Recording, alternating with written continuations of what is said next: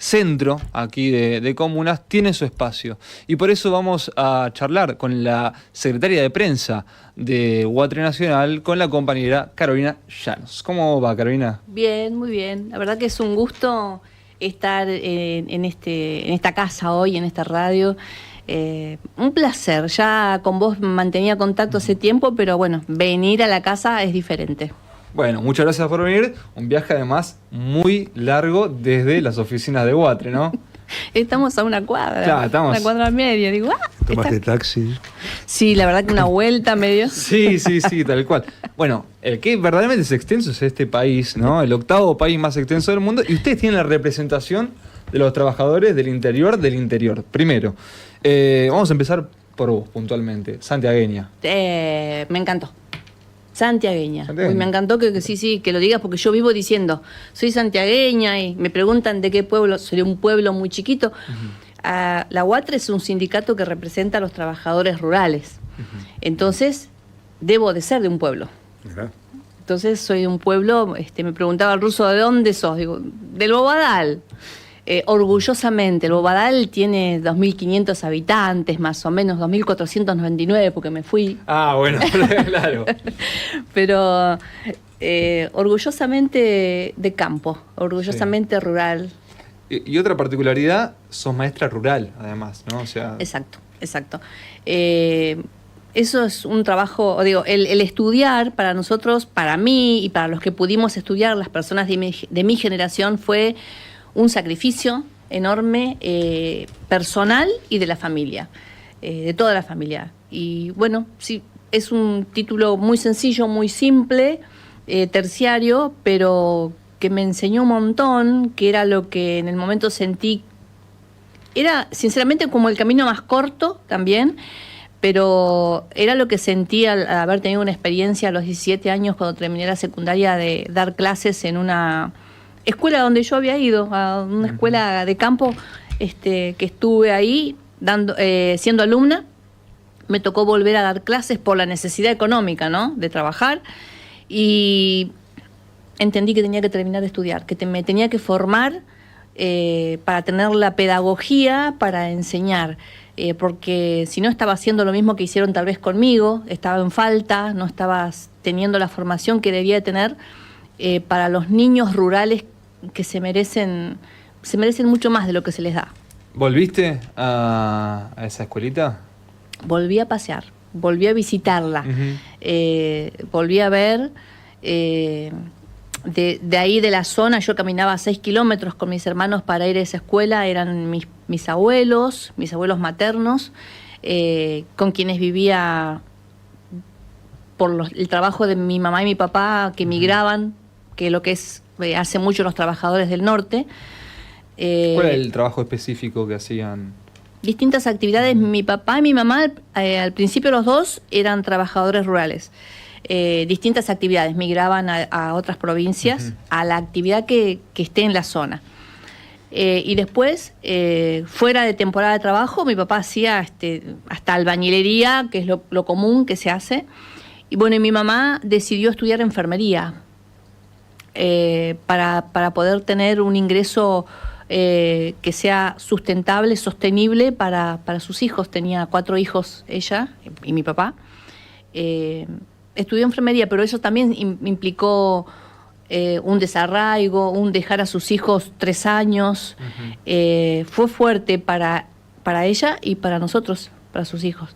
Pero acá estamos, lo que no mata fortalece, y eso fue una enseñanza pura. Y en la actualidad, me hablabas recién de... Bueno, ¿a qué edad viniste vos a Buenos Aires? A quedarme a los 19. A los 19. A ir y venir, porque voy muy seguido. Ahora voy a ir el fin de semana de febrero, el 14, 13. ¿El carnaval es? Sí, voy a ir a visitar. Ahí tengo mi base, mi seccional, los trabajadores de mi territorio, a los que... donde tengo la principal representatividad. Ahí soy secretaria de Acción Social.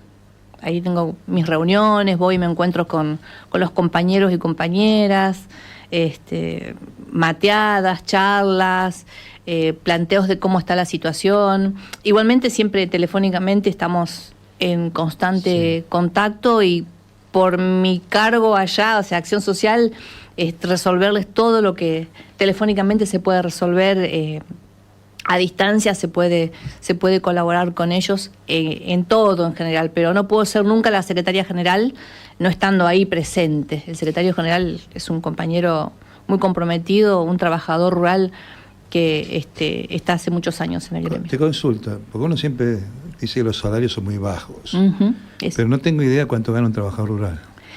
Y todavía no llega a 1 millón de pesos. Está a 970.000, me parece, no te tengo el número exacto, sí, pero no llega al 1 millón de pesos. Está en el promedio salarial de Argentina. No es, o sea, está abajo de lo que uno debería ganar, está claro, pero por ejemplo un movilero de Radio 10 gana 800.000 pesos.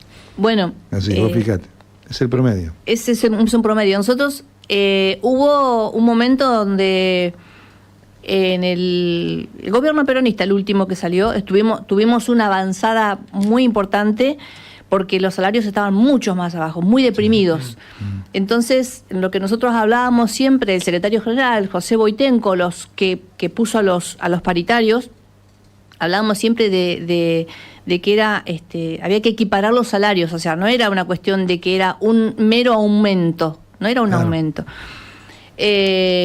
Y tuvimos una gran escalada y nos detuvimos como fueron todos los salarios en esta etapa, en este gobierno, que 2%, el 1%, es así, es esa la negociación. Claro. Y nosotros que tenemos la Comisión Nacional de Trabajo Agrario, donde está los empleadores, el gobierno y los trabajadores, se cierra la discusión, o sea, por más que quieran acordar entre empleadores, cosa rara también, ¿no? Empleadores y trabajadores, se cierra no es que hay un piso, no, nos ponen un techo. Claro. Y eso pasó, creo que en todas las actividades. En todas. En todas. Bueno, recién hablabas de José Boitenco, el secretario general de la UATRE. Recuerdo haber hablado con él en épocas pandémicas donde Alberto Fernández lo citaba y hablaba mucho. En un comienzo, cuando Alberto tenía el 130% de popularidad, digamos, ¿no? En el mejor momento. Pero se le pedía mucho, Alberto le pedía mucho a los gremios, que los gremios bancaron mucho también lo que tiene que ver con el comienzo de la pandemia con las prestaciones de servicio. Increíblemente después empezó la discusión de la obra social. Bueno, ¿estamos hoy en qué punto con esto? Discusión de la obra social nosotros no tuvimos, directamente nos intervinieron. Claro. Es largo de contar, o sea, es un proceso donde hubo una intervención, la última intervención que fue Milei directamente, porque fue el gobierno nacional, el presidente, que estuvimos intervenidos durante 15 meses. Un montón. Para nosotros fue una vida con el tiempo, pero fueron muchas vidas de trabajadores que se perdieron. Que los trabajadores no denuncian, callan, el campo calla. ¿Por qué se perdieron? Murieron. ¿Pero por qué? O sea, porque no hay prestaciones, no hubo prestaciones, no hubo servicios. ¿Hay un cálculo, una cuenta? ¿Murieron tantos? Todavía no. Todavía no, porque esta es la tercera semana que está el gremio a cargo, o sea que está el consejo directivo que se había designado, que el gremio designa, ¿no? El gremio, la UATRE designa un consejo directivo. Sí. El presidente es Boitenco. Y hay 3 directores más. Están haciendo un relevamiento. Están empezando desde lo forense, que tendría que ver con todo lo judicial, si hay denuncias, si no hay, saber la situación de los pacientes y cómo quedaron. Claro, porque muchos no denuncian, así que va a haber que fijarse muchos cómo no estaban. Muchos no denuncian, no tienen, no sé, o el temor, o bueno, lamentablemente ya murió y ahí quedó. Claro. Tenemos que ver la situación prestacional. Lo último que teníamos como que para la intervención era muy novedoso y lo promovían mucho era, ¿cómo se llama la consulta? ¿La teleconsulta? La teleconsulta. Nosotros, saliendo de un poquito de Buenos Aires, de capital, hay lugares donde no tenés señal. Claro. Imagínate el resto del país. Hay tramos, nosotros que viajamos mucho y vía terrestre también, hay tramos enormes donde no hay señal. Entonces, ¿qué teleconsulta van a hacer si no hay señal? Por un lado. Y por otro lado, nuestra gente, nuestra población va al médico cuando está muy mal. Al revés. Claro. No es un resfriado que te atiende. Claro, no va por una gripe o por un síntoma. No, va cuando está muy mal.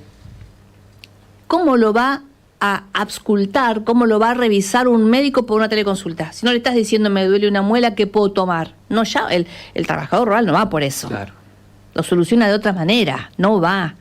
Lo sabemos porque tenemos la experiencia, primero porque somos de ahí, sí. Otra porque tenemos la experiencia cotidiana en años de que se trabajó en prevención. Teníamos móviles, hospitales móviles, trailers, que los vendieron, la intervención vendió, desarmó, porque consideró que no sirven. ¿Quién era la intervención? Y el nombre y apellido. Una persona, Marcelo Petroni. No. Pero hay denuncias penales, hay una investigación que todavía sigue, donde él dice en una escucha telefónica, donde él dice que él es Karina y es Menem, Lule Menem. Uh-huh.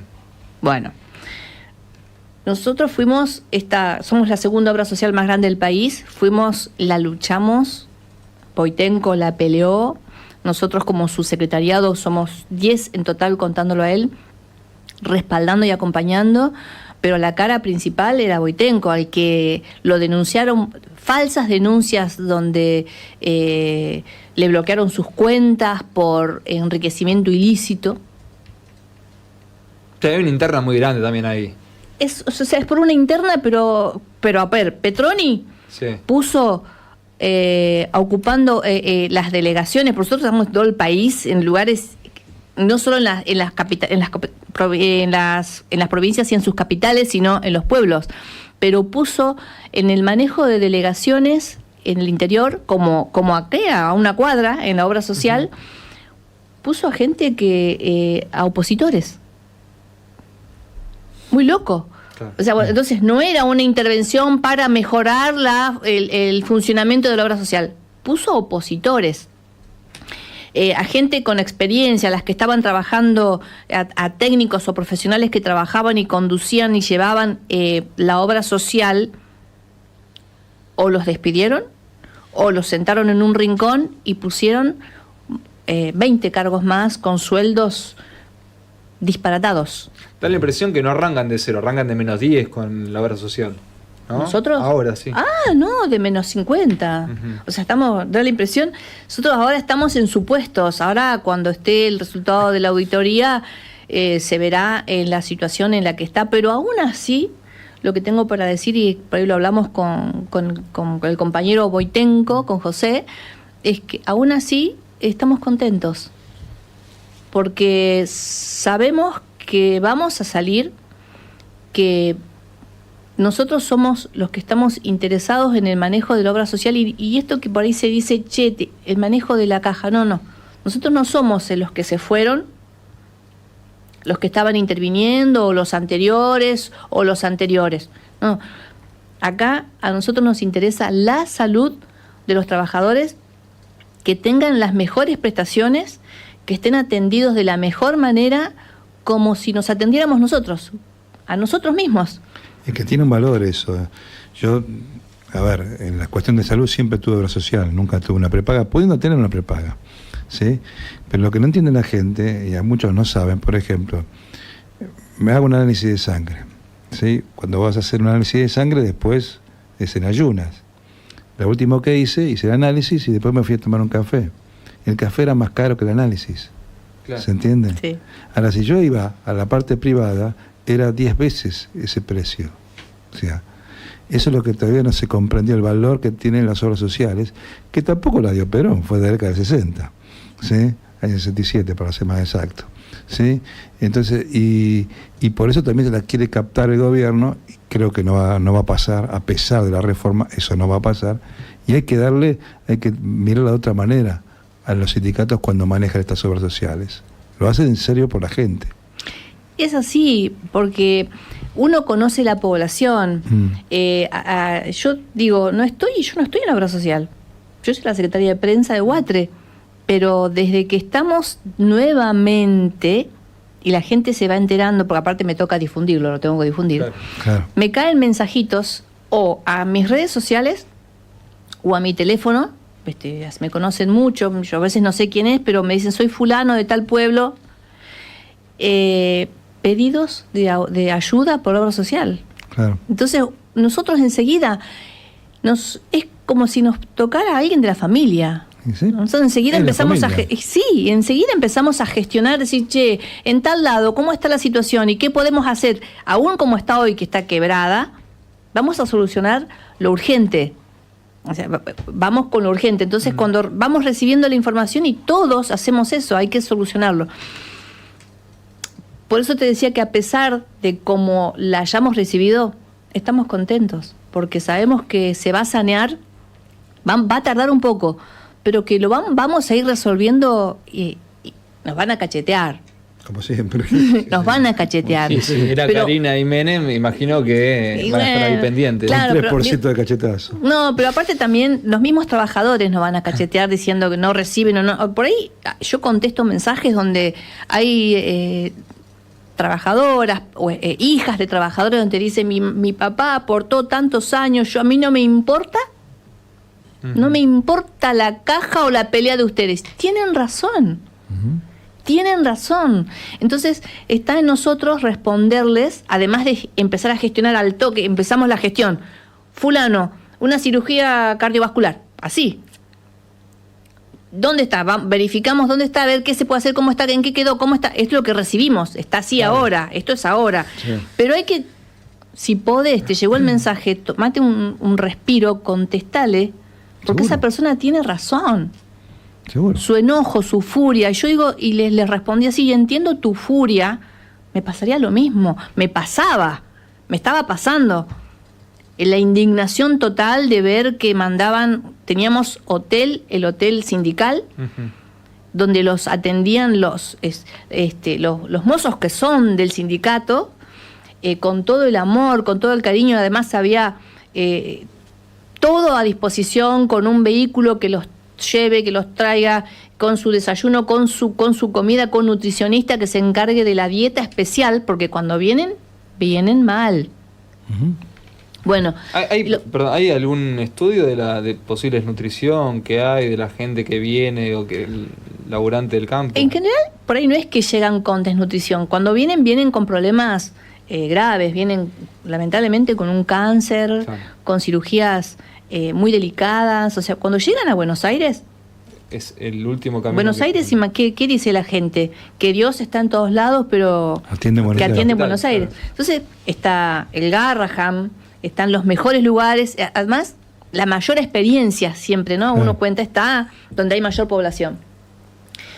Sí, seguro nosotros derivamos, se deriva, la obra social deriva a Córdoba, a Tucumán, depende, ¿no? De Santiago del Estero se deriva a Córdoba, pero cuando viene a Buenos Aires son los casos extremos. Entonces, acá tiene que tener la mejor atención, y desde el que llega, cuando saluda, es porque nosotros lo sentimos cuando vinimos acá en algún momento y no nos atendían bien, o nos miraban feo porque éramos del interior. O nos atendían y pasaban horas y horas y horas y estábamos esperando todavía. Entonces, nosotros todo eso se fue cambiando. Te decía que tenían un lugar y de repente se les antojó sacarlo y diciendo que era un negocio de la Huatre. Hacía varios años que la Huatre no estaba cobrando nada por un convenio que hizo con la obra social, no estaba cobrando nada y lo seguíamos dando por nuestro compromiso con los trabajadores. Y lo seguimos dando aún cuando la intervención lo cortó y mandó a otro hotel que para ellos era negocio o barato tal vez, lo mandó a otro hotel, mandó a los trabajadores. Había gente que se plantó y dijo, yo no me muevo, y nos preguntaban, ¿puedo ir al hotel de ustedes? Claro. Por supuesto. Y les levantaron, están en Independencia al 3000, y les levantaron, ahí había un servicio de una boca de expendio, gente que los atendía ahí, médicos auditores que se ocupaba de ellos ahí, no que vengan al microcentro, acá. Claro. Entonces, Cuando se cortó todo eso, nosotros pusimos vehículos para que ellos puedan venir, porque había gente con discapacidad o con problemas para llegar, o con el solo hecho de no conocer Buenos Aires. Entonces, que los traían para acá, y todo este tiempo, todos estos 15 meses, un vehículo con un chofer encargado de traerlos para acá, o 2 vehículos, para que hagan sus trámites. Algo muy engorroso, pero nosotros entendíamos que, como sindicato, que teníamos que estar apoyando este momento que los trabajadores estaban atravesando, y era nuestro compromiso, y era lo poco que podíamos hacer, lo que se nos permitía, y eso para nosotros fue un tiempo de estar firmes y fuertes, pero también de un estrés enorme, porque no era nuestra situación, o como lo ven por ahí el común de la población, decir, la caja, no. Para nosotros era la salud de nuestros trabajadores. Dios atiende en todas partes, atiende solo en Capital, está en todas partes, decías recién, y viniendo justamente de Santiago y decías, bueno, igualmente voy a la seccional para que me digan cómo están. Bueno, ¿cómo están? Porque desde Guatre Prensa, ¿cómo se comunica desde Buenos Aires? ¿Qué se está haciendo? Nosotros tenemos que ayornarnos. Hablamos con Russo un rato antes de entrar acá, que bueno, que somos de una generación diferente y que nos cuesta... Yo soy más diferente. Bueno, pero vamos por ahí. Yo estoy rodeada... La boina te vende, Russo, claro. Estoy rodeada de jóvenes. Claro. Entonces te rodeas de jóvenes y le decís a los chicos, ¿cómo hacemos esto? Uno por ahí tiene la idea de decir, hoy los trabajadores todos tienen WhatsApp. Uh-huh. Nosotros, además de comunicar en las redes sociales, una red importante para nosotros es el WhatsApp. Sí. Mi seccional, el Bobadal, el secretario general, la comisión, tienen un grupo de WhatsApp con los trabajadores. Cuanto más conocen, arman o más de un grupo. Entonces comunicamos así. Ese ejemplo de llevarme de cómo nos comunicamos, o lo que nos quedó de la pandemia también, uh-huh. Cómo comunicamos, es eso, de llegar por WhatsApp con la información sencilla, clara, no lo que comunicamos en redes, lo mismo, pero bajarlo a lo criollo. Al cristiano, sí. Bajarlo a lo criollo. Vamos a hablarle a los trabajadores, digo, a ver, yo no entiendo, o sea, no entiendo aprendí muchas palabras, muchas frases, aprendí a manejarme, son muchos años de trabajo y de tratar con muchísima gente, pero digo, bueno, a ver, hablemosle a los trabajadores.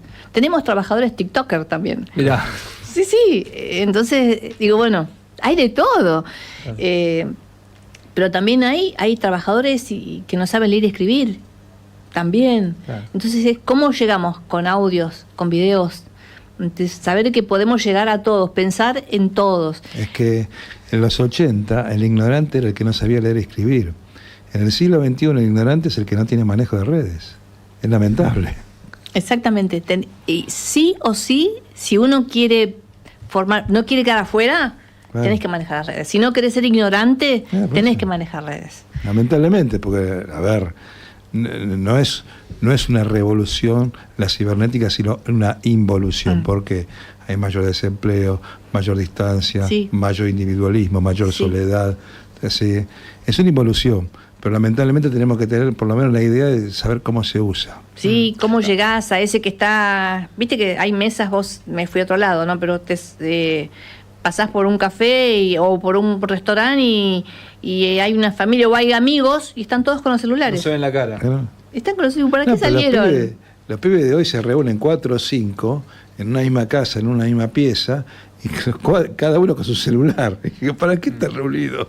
Si hubieran quedado cada uno en su casa. Sí. Me pasa cuando también me van a ver a la oficina y pues yo digo por ahí, disculpame que tengo que contestar sí o sí, contesto. Que estoy contestando y miro y también está en la misma situación. No, pero me imagino el laburante que también es una compañía, el celular. ¿Cómo ve la radio? De hecho, acá está una radio que ahora se puede ver. Sí, digamos. Claro. Entonces también es una compañía estando en el campo tener el celular.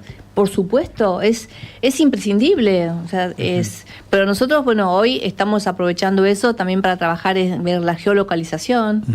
Cuando tienen alguna denuncia, algunas consultas que hacer, estamos con los bots. Mirá lo que te hablo, bot. Escúchame. Con B corta, ¿no?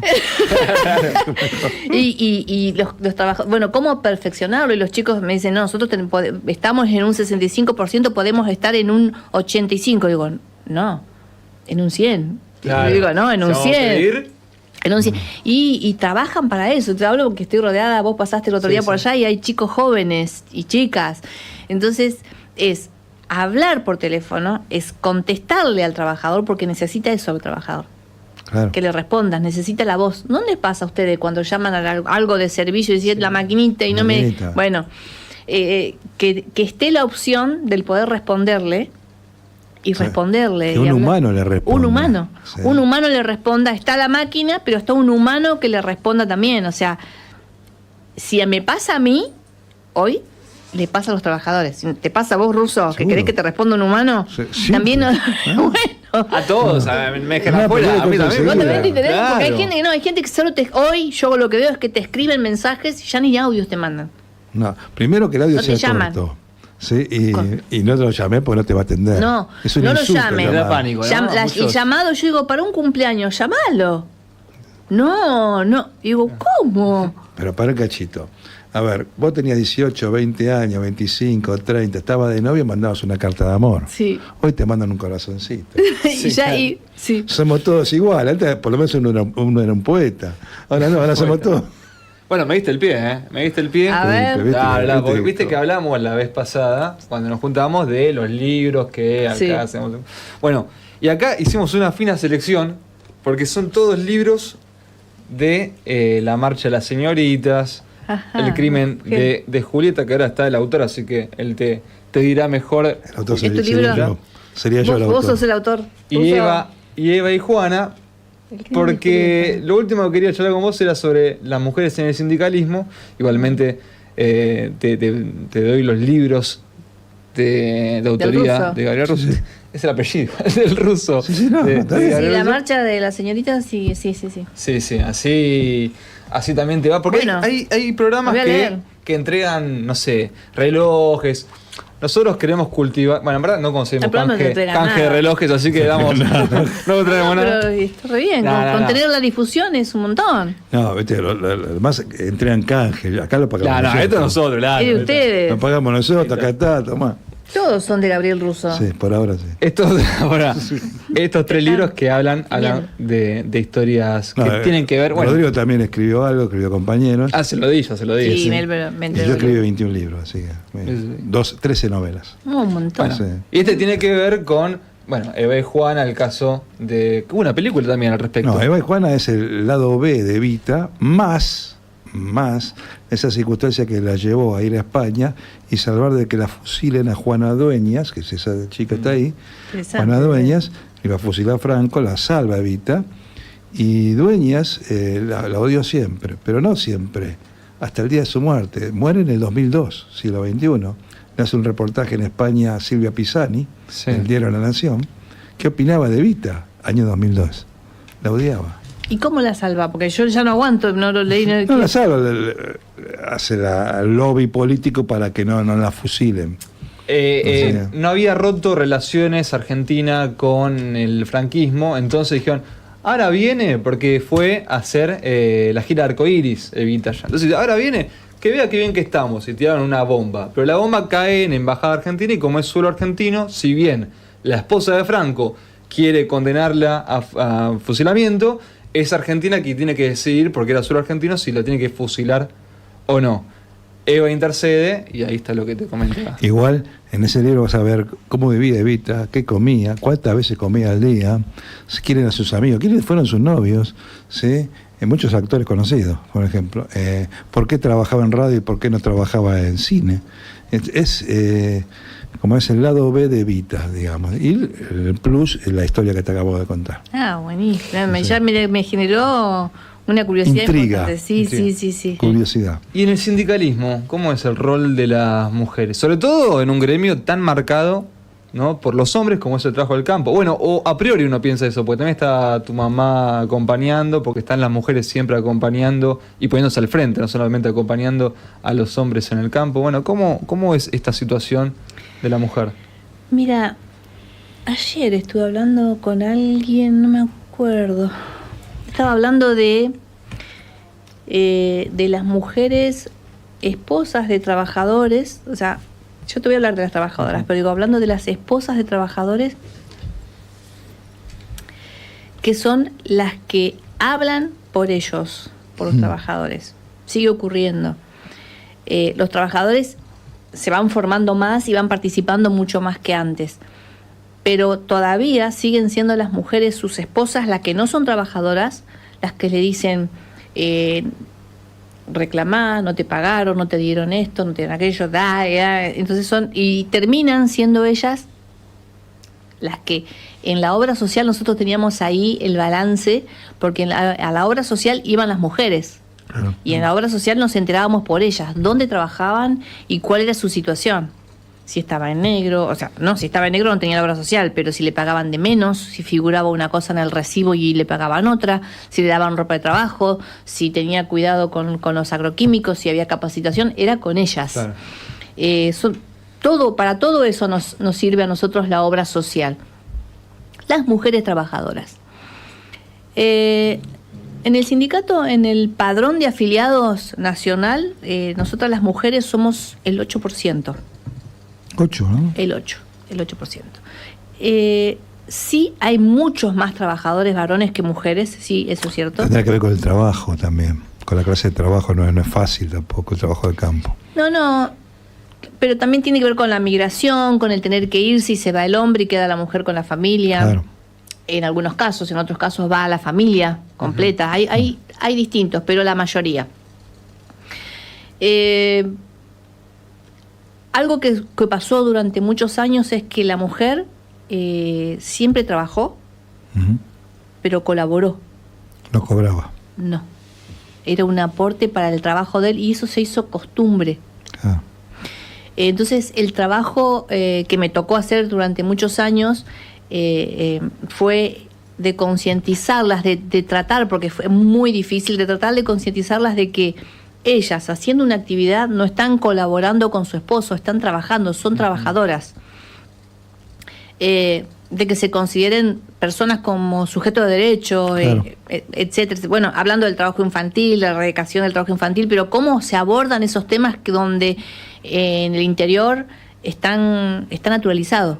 O sea, trabajar es enseñarle, o trabajar para que coma, es enseñarle a cuál es su futuro, cómo va a vivir, enseñarle la cultura del trabajo, y termina confundiéndose en que no va al colegio, no se forma, no va a tener otra oportunidad, y ahí se hace largo porque terminas hablando de la igualdad de oportunidades.